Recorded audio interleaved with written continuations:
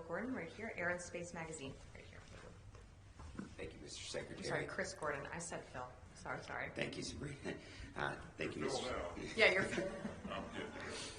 I know you're Chris. Yeah. Good to hear.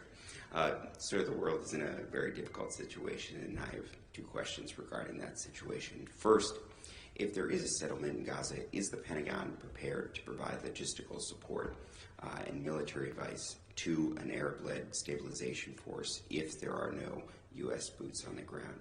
And then secondly, to put a finer point on my colleague's question earlier, President Zelensky has repeatedly appealed to the U.S. to use ATACMS to strike a broader range of targets inside of Russia, and to do so more quickly than drones. The Biden administration has not allowed this.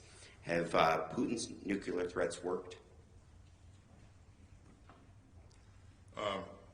Regarding Putin's nuclear threats, again, you've heard me say a number of times that I think any kind of nuclear saber rattling is reckless and dangerous, and we would call upon Putin and others to not employ that kind of language.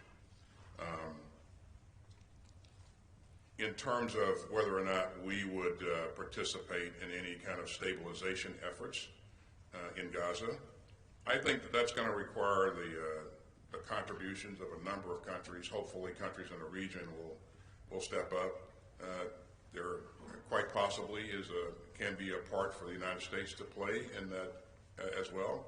What part that would be and what that would look like, Chris, we're going to have to work with our allies and partners to scope that out. And I certainly would not have any announcements to make on anything like that. The first step, though, is we got to get to some sort of ceasefire, and then we need to make sure that we're putting the right things in place to stabilize the area and provide for some sort of security going forward.